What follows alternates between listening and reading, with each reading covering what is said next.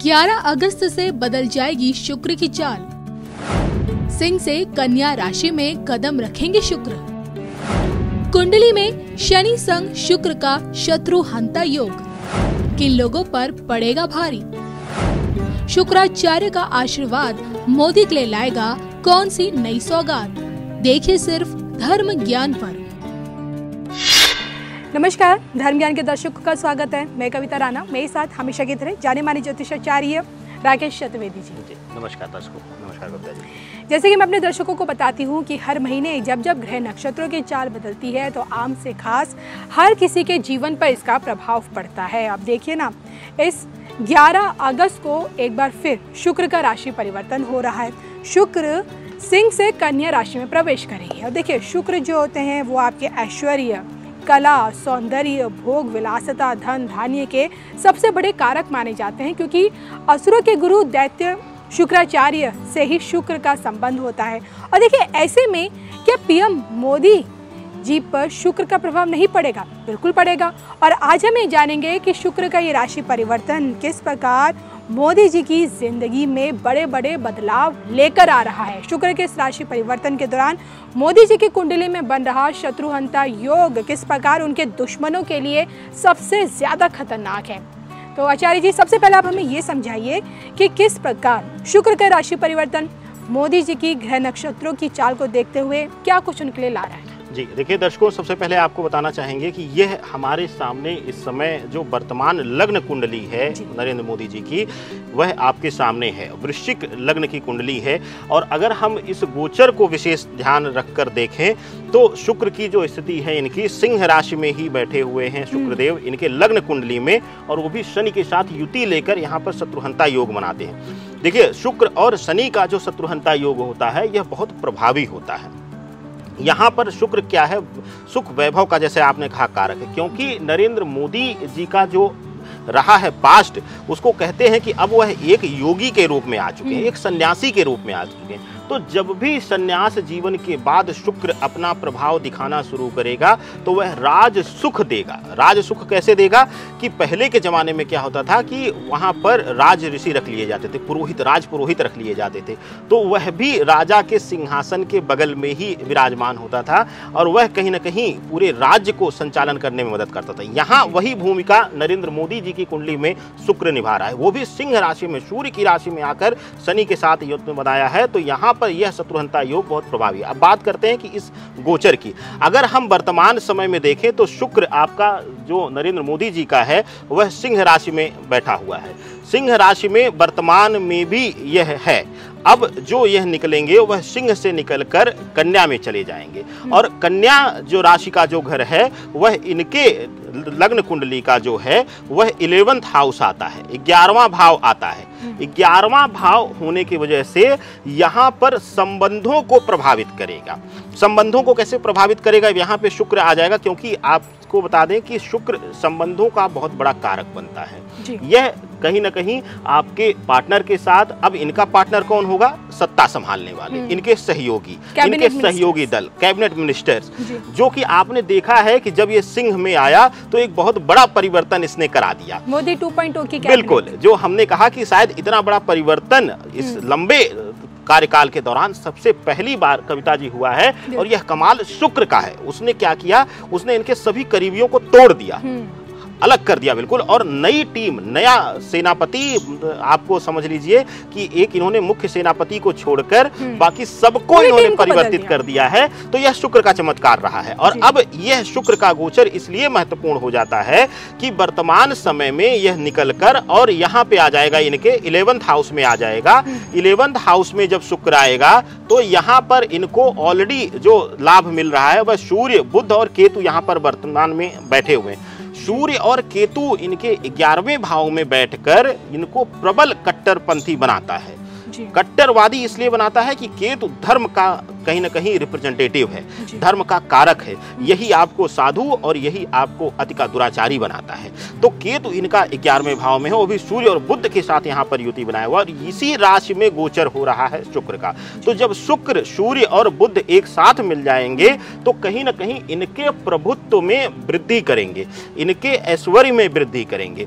कहीं ना कहीं इस दौरान, इस गोचर में, इस एक महीने इनकी जो प्रसिद्धि है एक बार फिर से बढ़ती हुई नजर आएगी, कुछ इनके निर्णयों के द्वारा और या तो कुछ इनके पुराने जो कार्य रहे हैं उनका एक बार फिर से लोगों के सामने आकर इनके आके कन्या राशि में आके शुक्र जो है वह इनके फल को बढ़ाएगा और इनके प्रभाव को बहुत ज्यादा बढ़ा देगा। और शुक्र का यह गोचर सबसे बड़ा जो फायदा इनको देगा, क्योंकि इनके वर्तमान कुंडली में जो गुरु बृहस्पति की स्थिति आती है कविता जी, वो 11वां राशि है, यानी कि यहाँ पर कुंभ राशि के घर में जो कि चतुर्थ भाव आता है इनके लग्न कुंडली का, वहां बैठा हुआ और गुरु वक्री है इस समय। तो शुक्र और गुरु दोनों ही बहुत ज्यादा भूमिका निभाते हैं, क्योंकि गुरु ज्ञान का और शांति यहाँ पे इनको दे, क्योंकि यह राजनीति में है तो यहाँ पर इनके विवेक को यह बढ़ाएगा और निर्णय लेने की क्षमता को करेगा। तो गुरु यहाँ पर वक्री होकर बैठा है, तो जो यहाँ से दृष्टिगत संबंध लेगा शुक्र, वह कहीं न कहीं वहाँ पर बहुत ज़्यादा प्रभावी होने वाला है। और यह विशेष करके इनके लिए जो देगा कि इनके सहयोगियों में कहीं न कहीं अब तक ये अपने सहयोगियों पर, शीर्ष सहयोगियों पर ब्लाइंड फेथ करते थे, लेकिन अब कहीं न कहीं इनका विश्वास उनसे हटेगा और यह कुछ हद तक फिर एक बार, जैसे आपने शुरुआत में देखा था इनके पीएम बनने या पीएम बनने से पहले के इनके प्रभाव को अगर आपने देखा है तो वह प्रभाव इनका एक बार फिर से आता हुआ, वह तीक्ष्णपन, वह तेजी दोबारा आती हुई यह शुक्र दिखाएगा और इनको इस सुख में वृद्धि कहीं ना कहीं यह करता हुआ आ रहा है।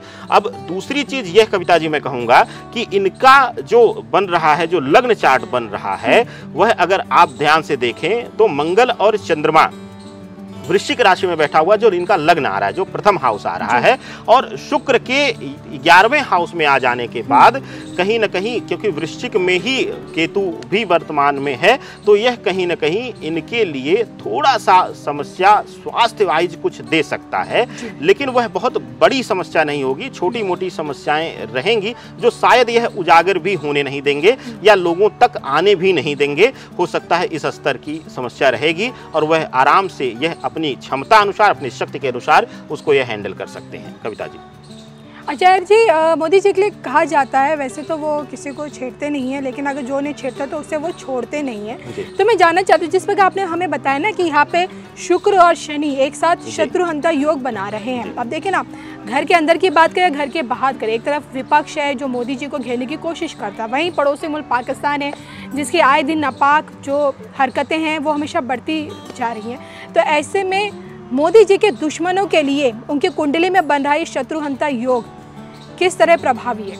देखिए, जो आदरणीय नरेंद्र मोदी जी की कुंडली में शत्रुहंता योग है और इसके साथ साथ जो मैंने कहा कि मंगल और चंद्रमा है, मंगल और चंद्रमा जो यहाँ पर आ रहा है, वह कहीं ना कहीं चंद्रमा यहाँ पर बैठकर इनके रक्त संचार को शांत करने में मदद करता है। कविता जी, कहीं ना कहीं अगर ये क्रोध में आ जाए तो शायद स्थिति बद से बदतर हो जाएगी, तो इसलिए यहाँ पर चंद्रमा यहाँ पे शुभता दे रहा। अब आपने बात की कि इनके शत्रुओं के लिए, बाह्य शत्रुओं के लिए, अभी तक हम बात कर रहे थे कि विपक्षी पार्टियों और इनके अंदरूनी जो शत्रु हैं उनके लिए, तो अब हम बात करें अगर बाह्य शत्रुओं के लिए, अंतर्राष्ट्रीय शत्रुओं के लिए, तो वह हम सब देख चुके हैं। इस शत्रुहंता योग का जो सबसे पहली कुंडली कहा जाता है शास्त्रों में, वह दो लोगों में देखा गया था, वह राजा बाल के अंतर्गत और भगवान श्री कृष्ण के अंदर इस योग को देखा गया था। तो इसको हमने देखा था कि बड़े से बड़ा, विशाल से विशाल राक्षस या दानव भी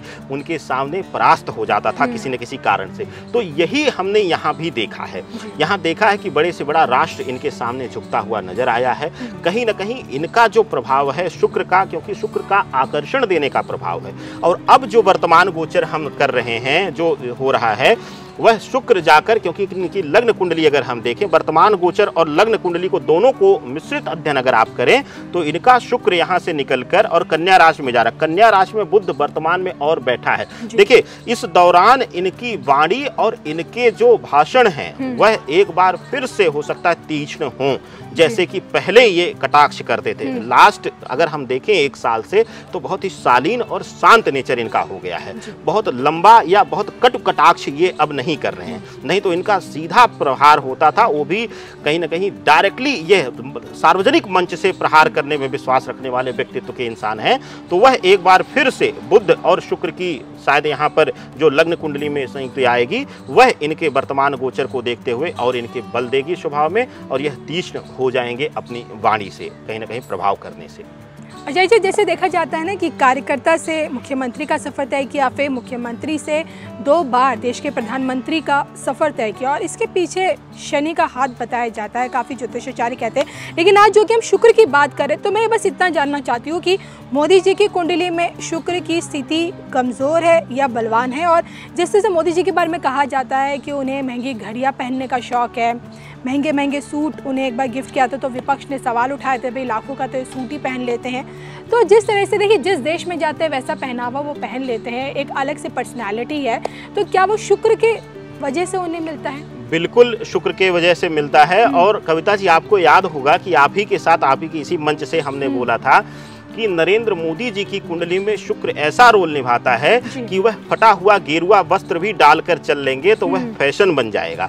तो शुक्र यहाँ पर यह बहुत महत्वपूर्ण भूमिका निभाता है। शुक्र आकर्षण देता है हर तरीके से आकर्षण, और जो वह डाल लेंगे। और एक चीज और बताएं आपको कि वह, आपको मैंने कहा है कि वह अगर साधारण गेरुए वस्त्र में भी आएंगे तो वह गेरुआ वस्त्र साधारण नहीं होगा, जो हम और आप धारण कर सकते हैं वह नहीं होगा, वह भी अपने आप में एक उच्च स्थान रखने वाला या उच्च कोटि का, उच्च स्तर का होगा।